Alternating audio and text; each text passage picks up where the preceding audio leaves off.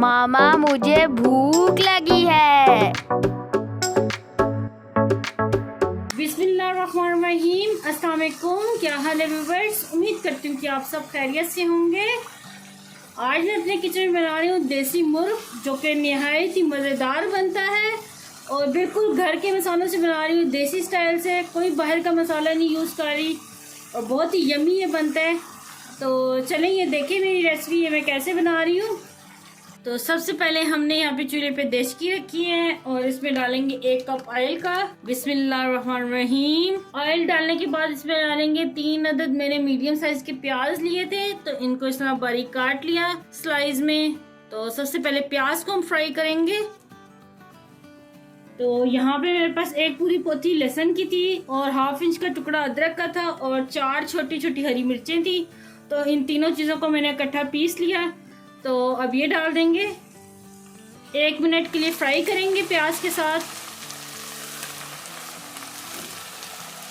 1 minute हो गया है लहसुन अदरक और हरी मिर्च को फ्राई करते हुए। तो अब इसमें डाल देंगे चिकन। यहाँ पे मेरे पास ये 1 किलो देसी चिकन है, तो ये इसमें डालेंगे और अब चिकन को भी फ्राई करेंगे तकरीबन 5 मिनट तक। चिकन को फ्राई करते तकरीबन 5 मिनट हो गए हैं। ये देखिए अच्छे से फ्राई हो गया चिकन। और अब इसमें डाल देंगे टमाटर। यहाँ पे मैंने 4 अदद टमाटर लिए थे, दरमियाने साइज के टमाटर थे, तो इनको इस तरह ही मैंने चॉप करके डाल दिया इसमें। अब टमाटरों को चिकन के साथ फ्राई करेंगे तकरीबन 1 मिनट के लिए। टमाटरों को फ्राई करते 1 मिनट हो गया है। तो अब इसमें हम डालेंगे कुछ मसाले और मसाले डालते हुए आंच को स्लो कर दूंगी मैं, ताकि मसाले हमारे जले ना। आधा चाय का चम्मच डालेंगे जीरा, नमक डालेंगे हस्बे ज़ायका, 1 खाने का चम्मच डालेंगे धनिया पाउडर, 1 चाय का चम्मच डालेंगे हल्दी पाउडर, 1 खाने का चम्मच डालेंगे पिसी हुई लाल मिर्च। और अब तमाम मसालों को मिक्स कर लेंगे।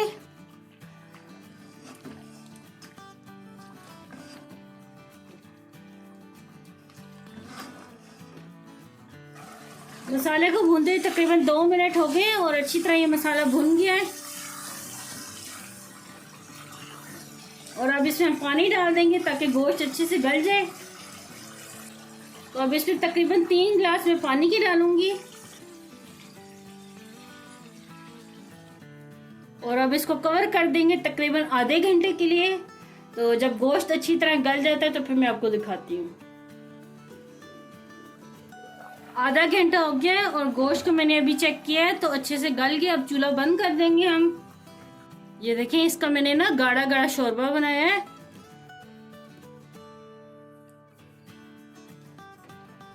एक चाय का चम्मच डालेंगे पिसा हुआ गरम मसाला और इसको मैं 5 मिनट के लिए कवर कर दूंगी, फिर मैं आपको सर्व करके दिखाती हूँ।